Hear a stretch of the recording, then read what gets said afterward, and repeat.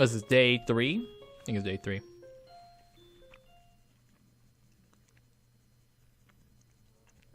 I feel very tired this morning. Probably because yesterday itself was a very tiring day. On top of that, I woke up far earlier than necessary. After saying hi to Shizune and Misha, I start doing the work as instructed from the board.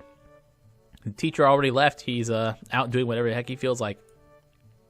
I don't have a problem with that now, though. Shizune and Misha might jump on me trying to get an answer about whether or not I decide to join the student council, even if it's just one day.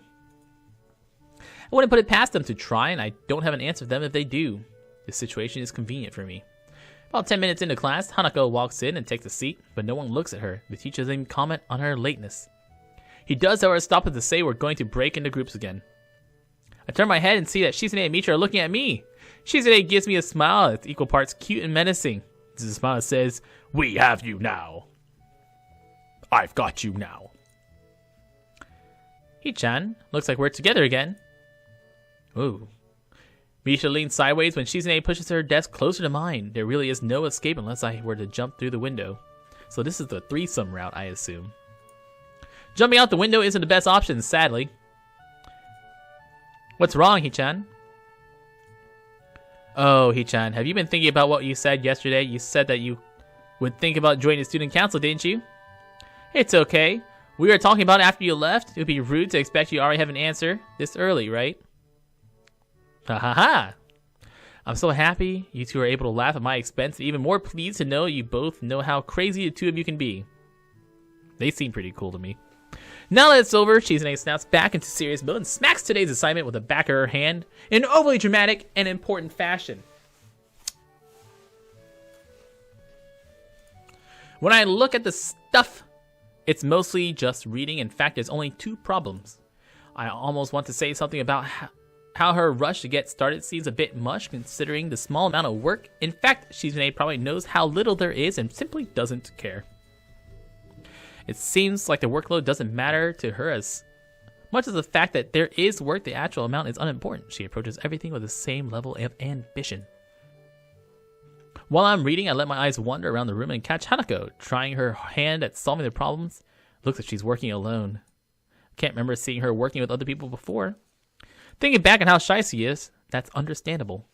Hey, that girl over there. Who? Hee-chan. Hanako, over there. Does she work alone often? I think so. Do you feel sorry for her because she's alone? I was just thinking that maybe she could work with us. I don't think that'd be a good idea. Why not? Shi-chan wouldn't get along with her. Ah, yes. Mute girls and burn girls, natural enemies. Why? Misha shuffles around a question, laying out a laugh that sounds very strange. It's nervous, but still has that lilting up and down quality present in everything she says. Just because. By now, Shizune has noticed our conversation, it seems, and it makes me realize again how Misha has been signing everything she's been saying this whole time. What, Shi-chan? The friend of an enemy is my enemy? That sounds so harsh, I'm not gonna say that. You said it anyways. I know, it's fine if you overhear. I wonder if this is Misha's way of keeping things fair, since without her, I wouldn't be able to understand a thing Shizune is saying, and vice versa. Is that also why she signs all the time, so there's never a conversation Shizune will be left out of? Anyways, we should start on the problems now, Hee-chan. I guess Misha is signing me too, so Shizune Shizune is deaf. And Misha is signing what I say to Shizune.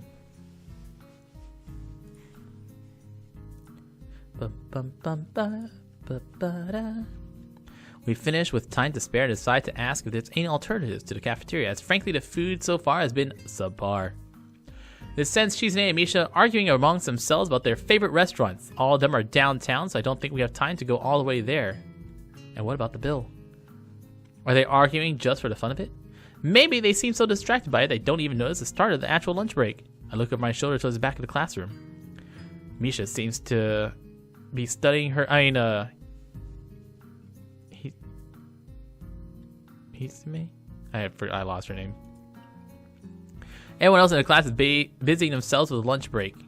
Socializing, gossiping, rearranging desks, the ones with actual box lunches mixed in and chattering like everyone else, only interrupted by short bouts of eating. But when I watch Hanako, it feels like I'm the only one who can see her, almost as if she's invisible. She's a ghost. Is she being bullied? Is she isolating herself from the rest of the class of her own accord? Ugh! She caught me.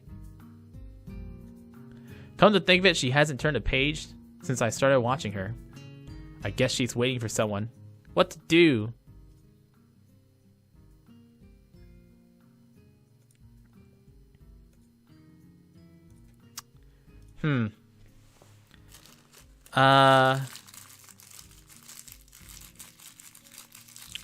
We can go Hanako route.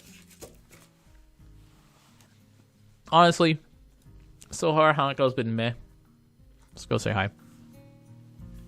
Still feel bad for making her run away yesterday, so I better go say something. Hey there. Ah! At least she remembers my name. I just wanted to apologize for yesterday. I didn't mean to startle you. I'm just new here. I thought I should get to know you as classmates. Hanako looks up to me. I notice her scarring once more. That's all I can think about is her scarring. It's a little bewildering that you can barely notice it from across the room, but it's so noticeable from close up. That's okay. It's my fault. This wasn't anyone's fault. It just kind of happened.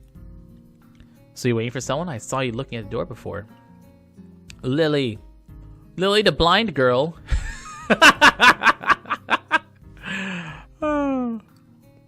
Oh, God. Lily? Ah, yes, Lily the blind.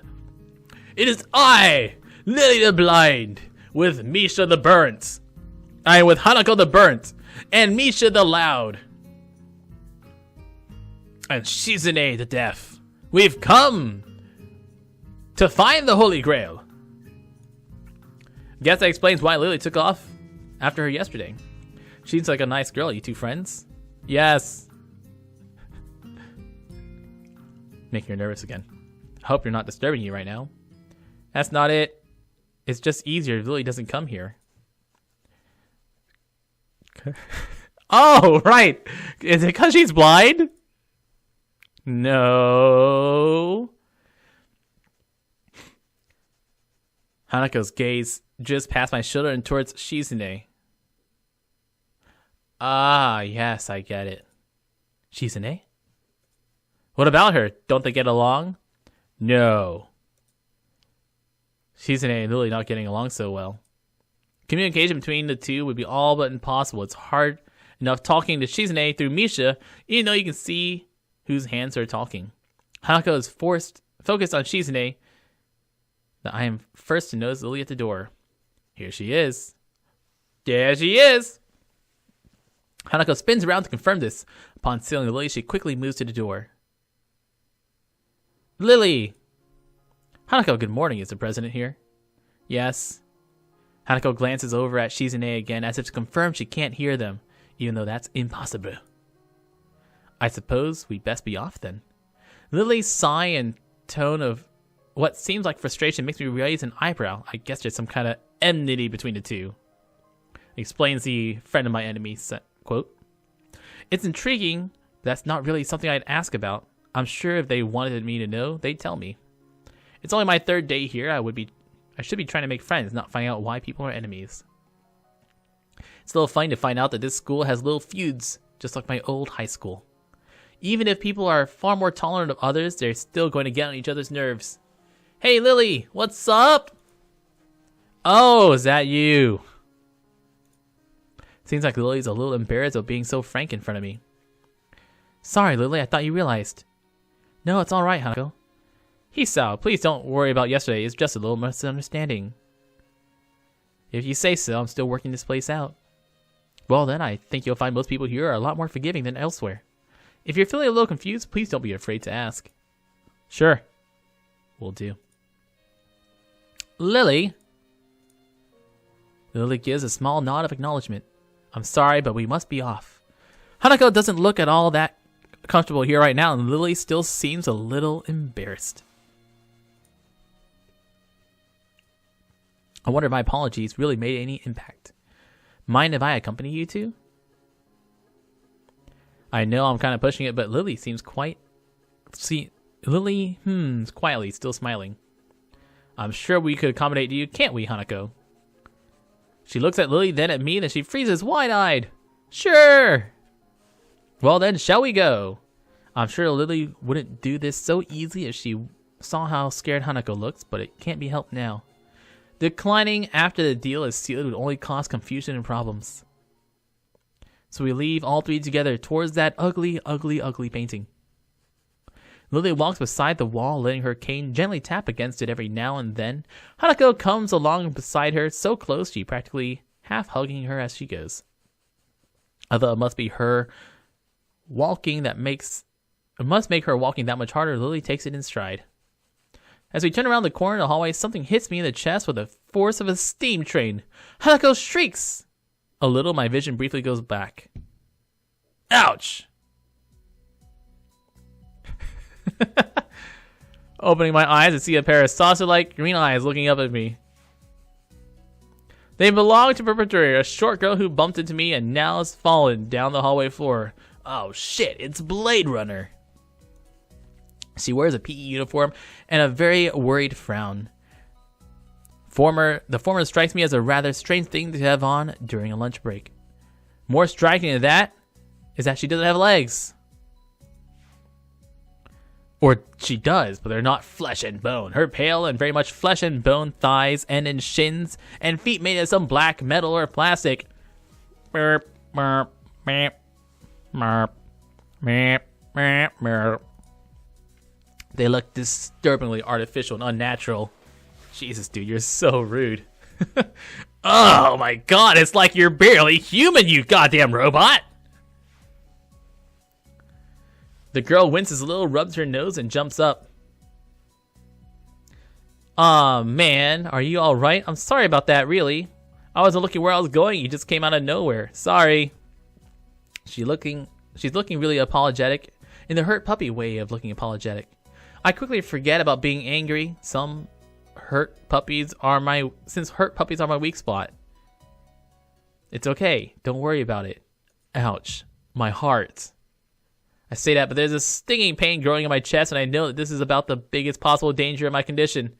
Don't overexert yourself. Don't forget your medication. Most of all, don't get hit in the chest. Ugh. Shot through the heart. I try to rub my solar plexus to ease the pain, holding my breath in an attempt to hear my heartbeat.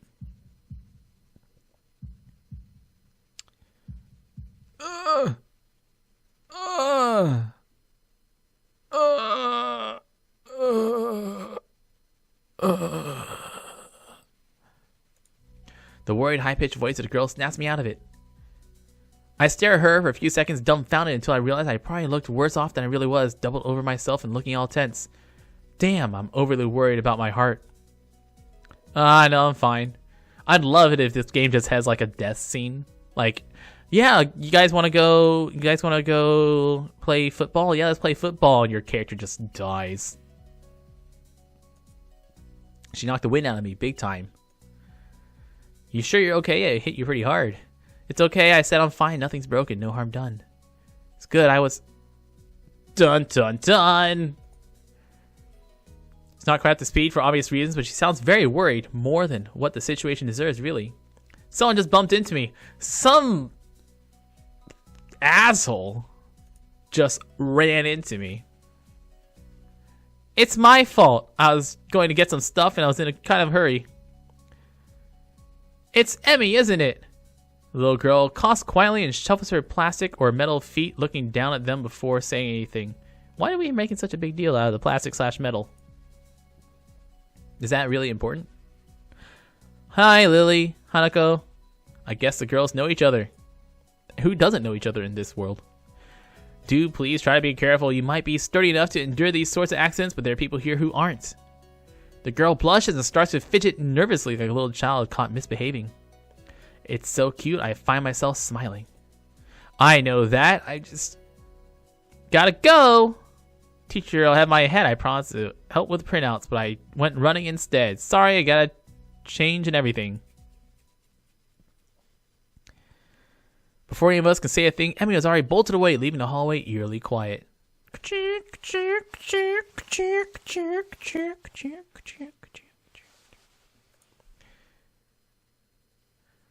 There are more rules in Yamaku than usual for running in corridors, but that rarely stops Emmy, it seems. She shakes her head weakly and offers a slight, composed smile. I don't think there's anything we can do to stop her. I'm afraid she'll be off. Shall we be off then? Lily heads off along the hallway and Hanako hurries after her. The route to the room the two use for tea is fairly simple to retrace, being still fresh in my mind from yesterday. Lily and Hanako quickly go about the business of making lunch. Before I can even open my small bag of food, Lily's busying herself with her thermos and tea bags as Hanako is setting out both their lunch boxes. So, is this what you meant by coming here almost every day? Yes, Hanako and I usually have lunch here. It suits both of us as we end up using this room regularly. After seeing Hanako's reactions to me over the past couple days, I can understand why this is a boon. That and Lily being able to get some quiet away from her class as well. I take my seat last after Lily's poured the tea for us and sits down.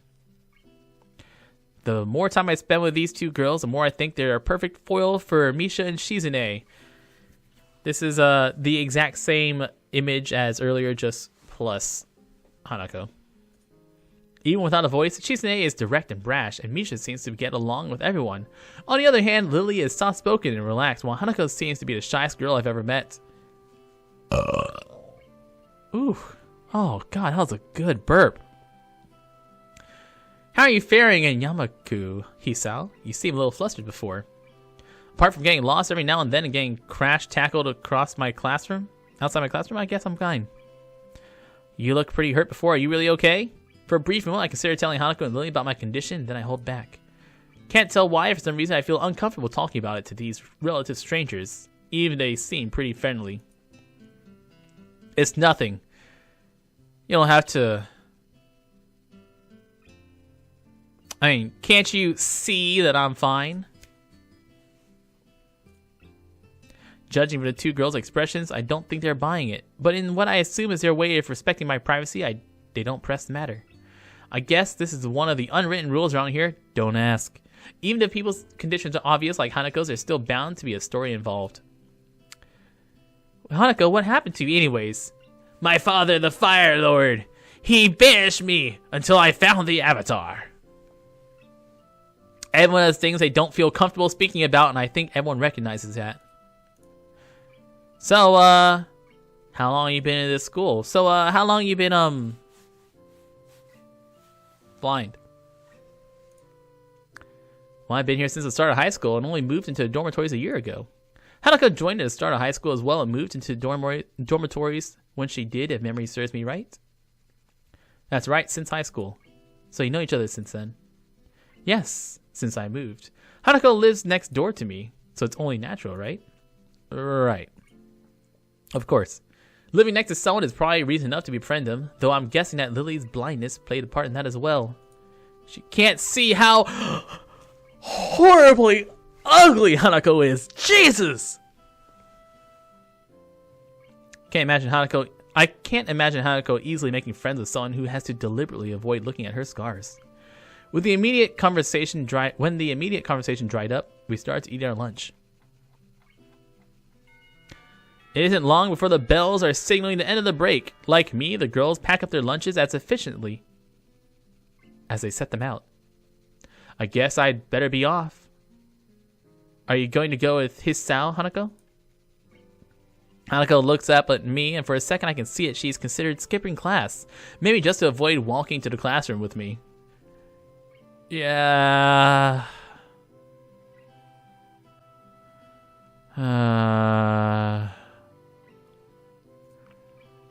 I don't know what to think of it.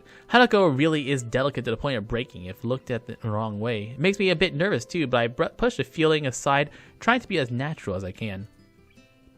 We should hurry then. Class has already started by the sound of it. Lily gives a nod of farewell as she bends down to take her cane. Hanako and I filing out after her. Oh, before her. We walk quickly down the empty halls to our respective classes. As we reach a door to Lily's 3-2 classroom, she turns toward me. Hisao, thank you for sharing lunch with us today. My pleasure, milady. With that, we part ways, Lily entering her classroom, leaving Hanako and me alone. So, do you want to go back to class now? Or maybe spend some time with me? Don't worry, I won't bite. Okay. I feel like I should say something more to her, but it's hard to come up with anything that would be appropriate and safe enough. And Lily was right. The more time we spend out here, the more explaining we have to do. Lily, you have some explaining to do. Teacher looks up at me, opens his mouth to say something. Hanako follows me in, closes the door. He simply nods to us and continues his lecture. This is the third time that Hanako has had her truancy practically ignored. There's definitely something going on here. Maybe she's a 16th student hiding somewhere in this school. Maybe Ikusa Mokuro was there the whole time. We just ignored her. I wonder if this is some sort of informal arrangement with the staff, or if it's a perk afforded to her because of afforded to unique students. Just like all the students, not just Hanako. Trying to make as little disturbance as I can, I extract the relevant textbook from my bag and start catching up. Emmy is Blade Runner. Class goes on quietly. The teacher seems like an okay person despite the weird first impression I got. The material is relatively interesting. However, the way he teaches is really bizarre. It's as if he expects that everyone is a natural genius. Well, yeah, you guys are a bunch of dum-dums. When the final bell sounds, I realized that there's a lot of time left in the day, and I was left wondering what to do. It's free time! Who are we gonna start dating? Better date someone and get their panties before someone gets murdered. It's odd, at the hospital I had 24 hours a day of free time, but here, filling the considerable short hours feels difficult. Everyone else leaves, and I'm left alone with the teacher. Oh no, be careful, dude. I don't want to go this route. Muto is examining assignment sheets as we were looking on it earlier, marking them with a red ball pen. Raising his eyes from his papers briefly, he notices me and furrows his brow. What is it? I jump at him addressing me, but I guess it's natural to spark some conversation since there's no one else around. Nothing. Teacher slowly puts his cap on his pen and is holding and arranges his papers into a stack, clacking it against the desk twice. Classic teacher move. I don't know why the double clack just seems so appropriate. He seems very methodical, and for a brief moment I'm reminded of Shizune. But the teacher is more unhurried and relaxed, much more routined. You have no plans? No, I consider joining a club, but I don't know which club to join. Go observe a meeting of someone else's club. Might pique your interest. I guess. I just don't know how to continue from there. Muto looks at me in a way that makes me quickly want to take the words back to avoid a conversation. I don't like talking to adults. I can't, so I have to forge ahead. I just don't know how to deal with people. I don't know how to deal with these freaks. Why can't they just be normal?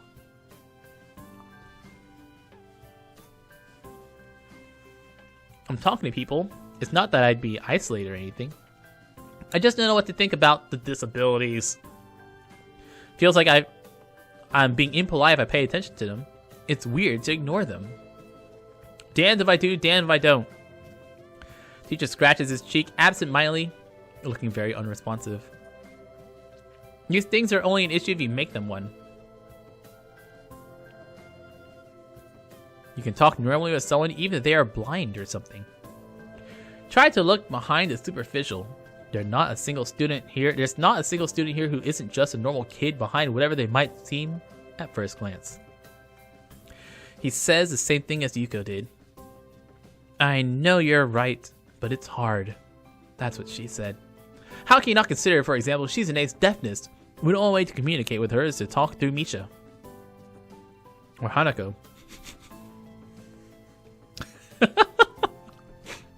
God, I just find that so funny every time he brings up Hanako's burns.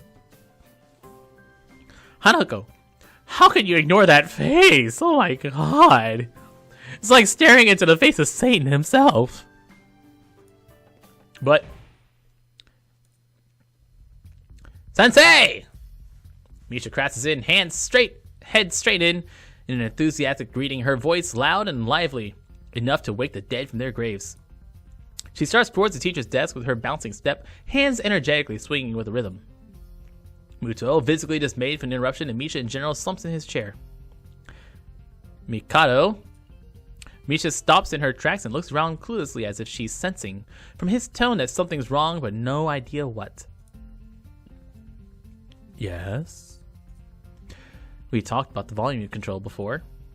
Yes? She doesn't lower her voice at all, and teacher just rubs his eyes. What is it? We need to help. We're running out of supplies for the festival stands. This is a distress. She waves a pink slip of paper she's holding around. So, go get some supplies. Where's the problem? Plywood. Plywood's always a problem. Last time we wanted more. There was only a little, but this time we took it all and went with that. Now there's none left there.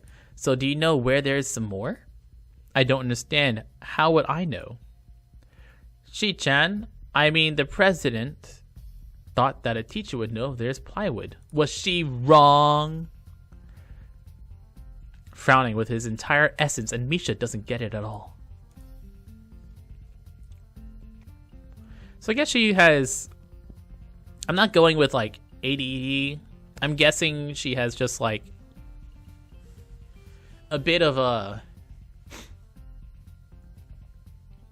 I guess she's like a bit psychotic, just doesn't get the... I don't want to... Maybe like a bit autistic, just not getting social cues very well. Looking at the two of them communicate is terrible, like looking at a man being tortured by drilling his skull open while blasting pop music at full volume at the same time. Interesting description. I'm afraid I have no idea if there's any plywood in school, let alone where there would be if there was any. Or where it would be if there was any. What should I do? Trying to find Mr. Nomiya. I'm quite sure he would know where to find everything you need. You have to pry them from his cold, dead hands. That's a different matter. I don't have time. We're so busy. She holds her head with both of her hands, looking as despairing as it's possible for a person like her. Without even noticing, she crumbles the note she's holding against her hair. I shouldn't even be fetching these things. There's so much to do. We are falling behind schedule.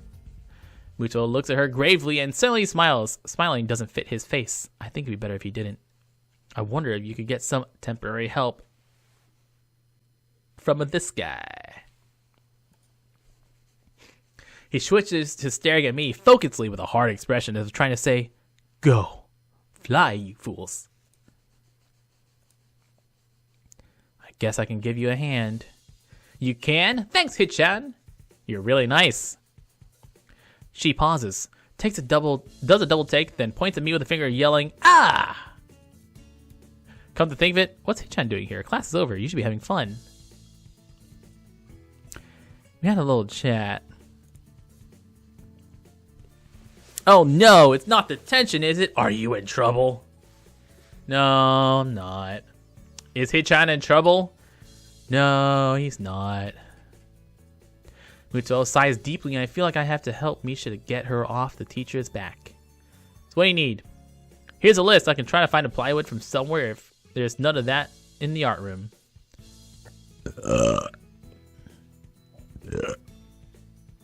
She offers me the note she's holding. I take it, hesitating a bit. I said I'd help you, but this has no implications on whether I'm joining the council or not. Aww. Still, thanks, Hichan. Try to be quick. We're in a stall building streak now. We must hurry, hurry, hurry. She bounces out of the classroom, leaving me and the teacher alone, looking at each other with something that feels like a silent agreement. Well, there you have it. You have something to do. Looking at the list with a number of items ranging from paint to plywood, all written in small, neat handwriting that is undoubtedly Shizune's, I heave a sigh. I'll be going then. Waving the long list limply at the teacher, I exit to the hallway. The classrooms closest to ours are designated belonging to 3-1, 3-2, 3-4. Each door is the same. Further down are identical doors I don't think were used for classes. Yes, the art room is not a classroom as such. I carefully push open the furthest door and peek in. It's a classroom, but it seems rather badly kept, or not in use. Am I in the right place? Desks and chairs are all about the room. A thin layer of dust settled on them. There are some easels in the corner, or at least this looks like the right place. The room is flushed in sunlight from the big windows, shadows creeping all over the desks. Specks of dust are dancing in the stagnant air, making the beams of light almost visible. Jokingly, I call into the empty room. Anybody, huh? Sitting on the desk is a short-haired girl, curiously wearing a boy's uniform. With a fork between her toes, a morsel of food stuck firmly in the end. Okay. Excuse me. I identify. How dare you assume their gender?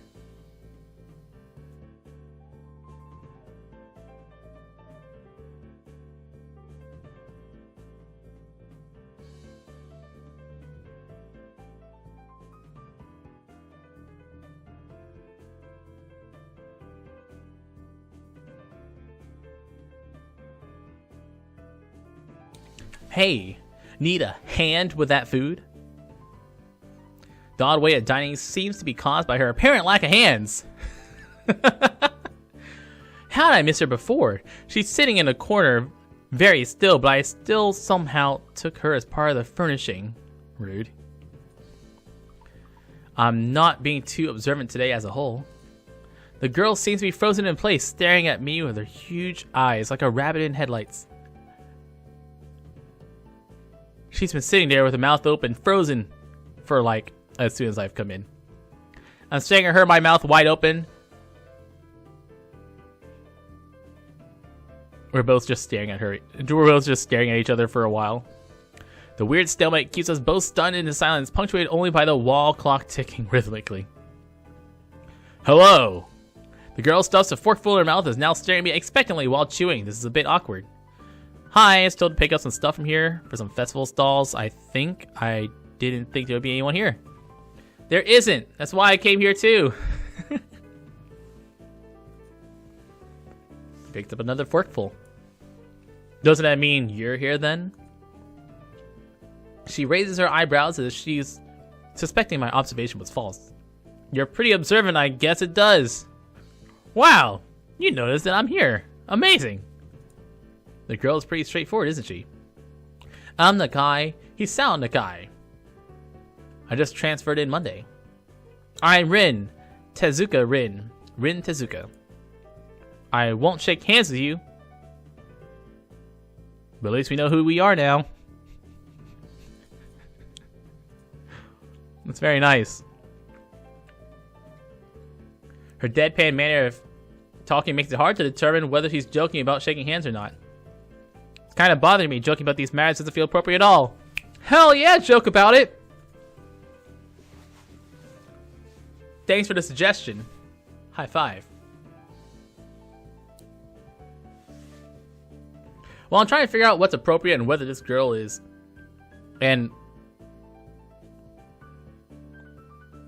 While I'm trying to figure out what's appropriate and whether this girl is, she seems to have lost interest in me and is now gazing yearningly back at her food. Can I eat my food? If you need to get stuff, the supplies are at the back. Go ahead, but lunch? School's already over for today. What word would you use then? There's no word for a meal you eat after lunch but before dinner, right? Yeah, dinner. Bothers me, or second lunch, or thirdsies. Come on. Which, it bothers me very much too, and I don't really know what I should say. I don't think you're supposed to eat a meal between lunch and dinner to begin with. Shut the fuck up, Hisao. Eat food whatever you want, dude. I'm hungry now. I have curry. It's very delicious. With much decisiveness, Rin once again picked a fork between her toes. With at least as much impoliteness, she pointed straight at me. What brings you to this place? You should totally eat the food without pointing the fork at me, because, I mean, you're going to drop that thing, girl. The school, from outside, you look fine. Is your problem inside? Are you, you mentally disabled, bro? Bro, you look fine. Oh my god, are you stupid? Is that why they sent you here? Ah, typical. I came to a full stop, opening my mouth but not getting a word out.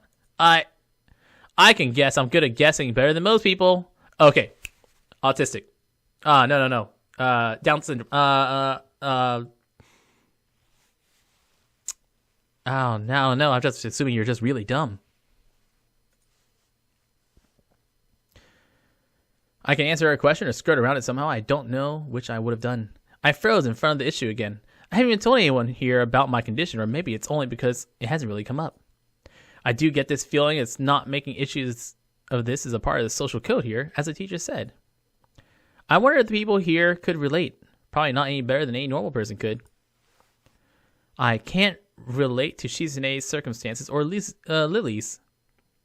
Naturally, while I go through this in my head, Rin keeps considering what my condition would be, with an overtly contemplative look on her face. She puts her fork between her lips and leans back, looking at the ceiling as if the answer is written up there. A beam of light illuminates her face from the window's side, creating a mask of dark shadow on the other side. I don't think it's anything in your head, and something in your guts would be boringly ordinary, like this lunch of mine, and less delicious. The problem must be in your pants. Hey! How'd you know? This messed up Sherlock Holmes kind of statement, the sheer lack of tact it was delivered with, catches me completely off guard. How'd you know? That was private, but that's not why I'm here. Actually, I guess a part of the reason why I'm here is to solve this issue in my pants. Could you give me a hand with that? I guess the hand job's out of question, but maybe we can figure out some other deal.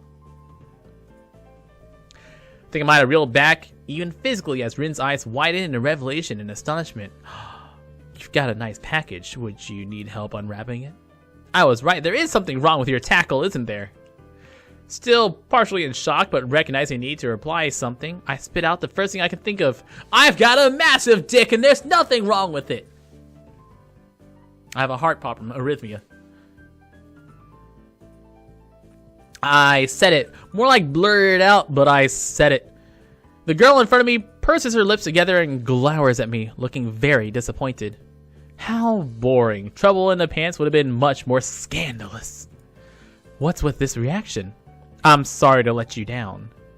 I forgive you, just I collect people in a passion with, that kind of problem would have been really great.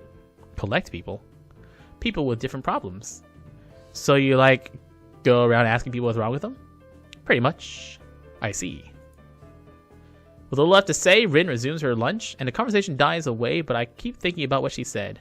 It's the first time I had told anyone else about my condition. All the other people have either known about it already or heard about it from someone else. Or didn't need to know about it, like every other student here. It's private. No, I'm read your Facebook, dude. It's pretty much out there. Should I have told it as a natural part of introductions? Is it expected me? Hi, I'm Hisao. I have a heart condition. Oh, Jesus. Is that how I'm supposed to go around introducing myself from now on? As if our disabilities would define us. What a disgusting thought. Hi, meets Lily the Blind and Hanako the Burnt. I am Hisao, the weak-hearted. Maybe this Tezuka girl just has an unnatural interest in such things. As I walk to the back of the room to pick up the items on Misha's list, a chance opens to study Rin from the corner of my eye. Her hair is burnt auburn. Jesus, dude, are you straight or gay? Because almost orange and cropped short. Long hair would possibly be impossible with no arms. I don't know. The boy's uniform and a lack of arms makes her look very thin, almost scrawny. She's not particularly pretty except for her murky green eyes, which flicker restlessly from below her short bangs even when she eats. The distance and the shadows make it seem like they don't reflect sunlight at all, but instead absorb all of it, within them like deep wells. She moves her feet almost as deftly as a person would use their arms. However, I can see how this slight would discomfort people, especially while eating. It makes me feel a bit uncomfortable at least.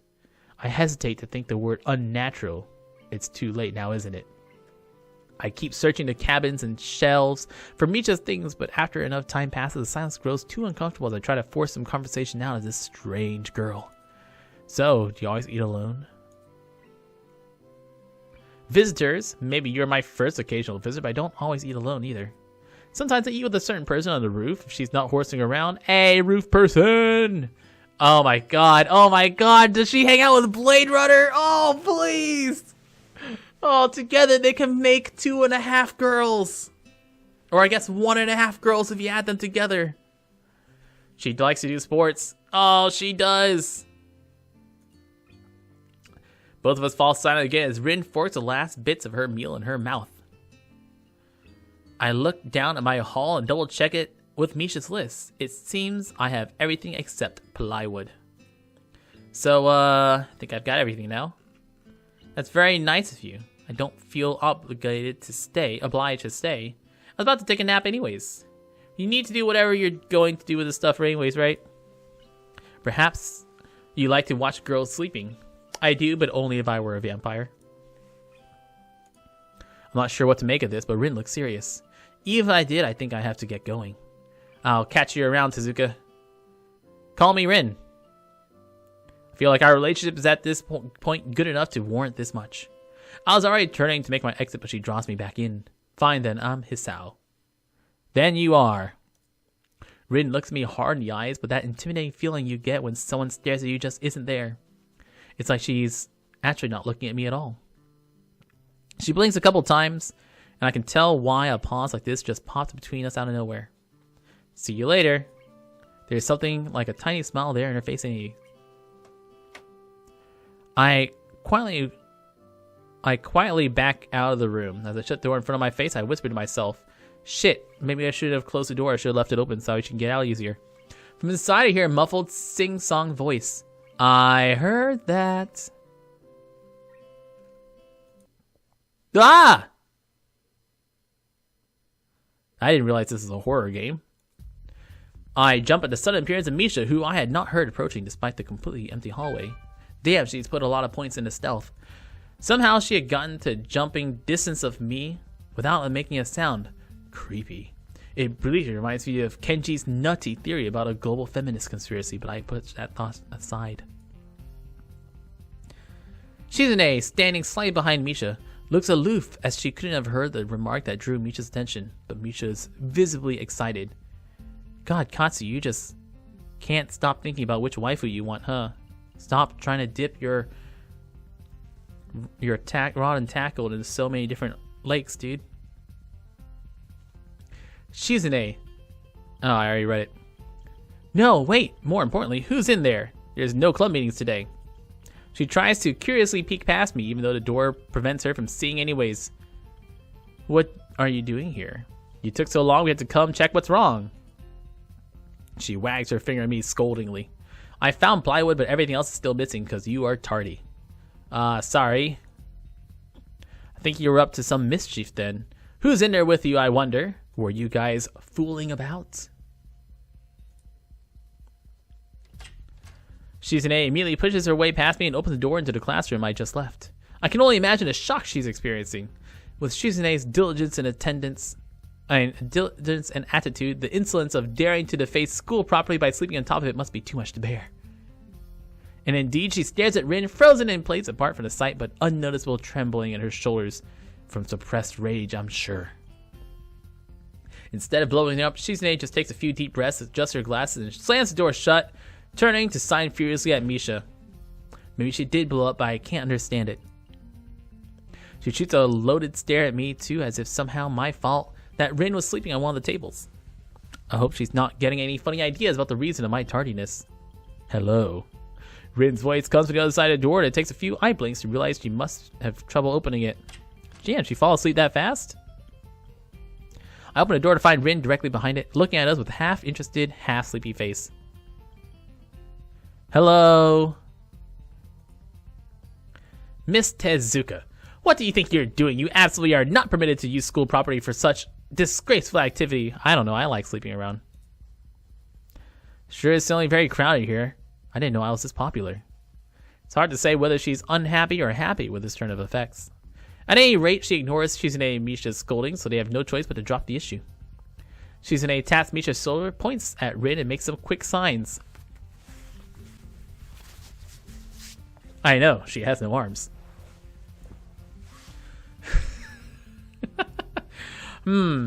What's the matter? Can't do sign language? How's your project going? Will it be done for the festival? Rin looks at them blankly, apparently at ease under the pressure. Shizune's cold stare is putting on her.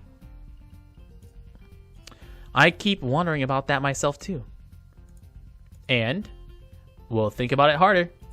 As Misha signs her reply to Shizune, her face turns into an unsatisfied frown. Look at that kitty frown. Miss Tezuka, please try to take this seriously. It'll be a disaster if the walls look like someone threw up their lunch onto it. What's wrong? Need a hand? We'll think more seriously about it. Misha actually giggles at that, but Shizune doesn't. Not even after translation. She just shakes her head, takes the materials from me, and takes off with Misha in tow. Rin frowns thoughtfully as she looks after the retreating student council duo. How rude. It's true though, I must finish my project before the weekend. There'll be dire consequences if I don't. The end of the world. It's the end of the world as we know it. Like weekends usually are, but more dire. Much more dire. Oops, dropping my shit. Maybe I'll postpone my nap to unforeseen future. About to ask what project she has and what are these apocalyptic consequences, but she walks into the art room. She walks back into the art room. So if nothing to do, will you give me a hand? This paint can can't fit into my bag, but I need it. She lightly kicks a huge can of paint that's lying on the floor next to the table she was sitting and sleeping on. Let's have a dog clang. Oh, Shadow, thanks. Being the gentleman I am, I naturally pick it up. Spirit says unnaturally, with using my psychic powers. Heavy. Where do you need to take it? Away. With that, she takes off to the hallway, me and the paint can following since there's little choice for either of us. The hallway is quiet and empty now. Shizune and Misha gone, so we two leave towards a stairwell at the other end. Every 10 or 15 steps, I have to change the can from one hand to the other because the thin handle cuts into my palm. At least it keeps my arms away from tiring too fast. You know, you wouldn't have to worry about your palms hurting if you just held it in like your feet or your teeth. Zorro style. Rin strolls on beside me with an uneven pace that I have trouble matching. Or maybe I'm walking weird because of this extra weight. It seems one of us is constantly walking too fast or too slow. I can't figure out which. 2 flights of stairs below, Trouble appears in the form of the head nurse and his fox-like grin. Ah, Mr. Nakai, what a happy coincidence. Tezuka too, of course. He nods courteously to Rin, who does not acknowledge him back, then turns to me because obviously it's me who he has business with. There's something I forgot to mention Monday. You're dying. You only have 2 weeks to live. Until then, you must pass on your genes to as many women as you can. I nod and wait impassively because I can't even begin to guess what he forgot. The feeling of the handle delving deeper into my skin doesn't make me feel enthusiastic about this interruption either. You can put the paint can down, bro. Like you don't have to hold it. Just put the paint can down. It's about your medications. Since you haven't been that long on your current medications, there might be some unexpected side effects, which might require adjusting dosages or even changing to another kind of medication. You might notice an increased libido. So we will do a few tests regularly, but what I want is for you to keep an eye on everything in your condition that feels off, if you get what I mean. Nausea, headache. Come to me if something happens. Okay. How are you? Everything fine? I give up and drop the can to the floor before answering him. Apparently this takes longer than my biceps can handle. I'm about to say something generic as an answer, but I realize how often I've done that lately. Other people must have asked that too. Teachers and students here, my parents, visitors, nurses, doctors at the hospital. Everyone seems to be concerned about it. It's natural for a hospital, not so much for a school. This is a small school, and both the student base and the faculty seems to be very tightly knit. At least, that's a feeling I'm getting. It's not the kind of school that gets transfer students too often. Thought sends shiver up my spine, and I give a generic answer anyways. That's great. One more thing. My sources tell me you've been at neither the school track nor even a pool, so I'd like to know if you take up exercising as I asked. Jesus, dude, it's been like 2 days. Cut me some slack. Of course I haven't, but his way of inquiring gives me the feeling that I should have been running my ass off in the track since the very first day. You have people spying on me? No. Hanako just likes talking. No, not Hanako. Misha just likes talking. Not as such, I just happen to know a few people. That's not the issue here, so don't try to slip out of it. Well, I was actually doing some improvised weightlifting as an exercise. Pick up and lift the can up and down a few times, like some sad imitation of a bodybuilder, even though it's weighing down my arms painfully. The stupid grin disappears from his face for a second. It comes back as it was never gone. Tezuka, would you give us a second? The nurse grabs me by the shoulder without waiting for Rin's permission, which he didn't need in the first place, and drags me aside. Ooh, it's not safe for work. When I told you to exercise, I wasn't joking. I understand that you're still in your first week and all, but please don't ignore the importance of this. The reason I'm coming down this hard on you is that habits are not easy to form. The more you slip and postpone, the harder it will be. It's the same with everything like dieting. Can you promise me to be more serious from now on? Yeah, I promise. He studies me for a moment, then shrugs, smiling again. Okay, that's more like it. If you go to the school track tomorrow morning, you'll meet my spy, who probably has no qualms offering consultation to you if you want to jog a bit. Blade Runner. Consultation. See you around. He leaves with a wave of his hand and no answer. I walk to Rin, who's been waiting idly against the hallway wall and staring at the pale lighting fixtures in the ceiling. Even when I approach, she doesn't move her eyes off them. Are you getting medications for your heart thingy? Were you listening? Comes out more accusatory than I intended. I accidentally lashing out on her. But even so, I don't want to start thinking about it. I just met her. I don't know her. It's not her business. The nurse seems to be happily ignorant about confidentiality too, talking about that kind of thing in public. It's not Rin's fault, is it? I look up at her, suddenly feeling a bit guilty, but Rin's just staring past my shoulder, quizzically, her head tilted like a bird's. Like a dog's? I imagine like a dog's. I don't know why this is so hard for me. I feel like there's some inexplicable lock that prevents me from being more upfront about this. Yes, for my heart. I know. I'm a freak. Will they make you better? No, not really. They just make me a little less worse. Isn't that what we all try to do as human beings? Just try to be a little less worse. Rin keeps looking at me for a while longer, and she neither says anything further nor displays any sort of emotion. I'm thankful she doesn't. I think I'm still not quite used to all this. At the hospital, it was easy, but I still haven't sorted my feelings about having to live a normal life with this disability. We leave the main building, and Rin leads us onwards towards the dorm. We stop at a small patch of greenery in front of the dorm building. The dorm is built on a slightly elevated ground with a wall and a few trees that everyone has to circle around every time they come or go. It's probably the only inconvenient design in the school.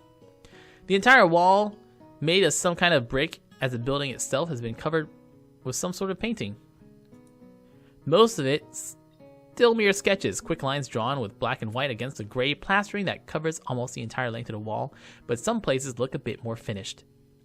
There are human faces, hands, and legs. I can't quite say what the painting as a whole might portray. Stacks of what seems to be paint cans are arranged in piles on the ground beside the walls. See, the left side is hardly off the ground yet. It's because I couldn't get in the mood yesterday, so I gave up and went to meditate instead. Then it was suddenly morning. I had to work on it, but the guys in art classes are helping with the negative spaces and base surfaces whenever, which is a problem. It's easier to paint big areas if there's lots of people with, hands. The reach is better and it's faster too. She goes on a tangent, waving a little of her arm or whatever of it to demonstrate, even though I got the point already. The white cotton of her sleeve flats around and makes me think I would look sadder makes me think it could look sadder than it does. Rin's pretty fun. I would hang out with Rin. Rin's great. Makes me feel out of place, like almost every tangible reminder of the student base's special properties has in the past few days. The girl doesn't notice my dreary feelings, of course, or the fact that she lost me a while ago already and just keeps on blabbering. So that's why I'm trying to figure out if there's something I need to figure out, than to figure out that before it's too late and all hope is lost.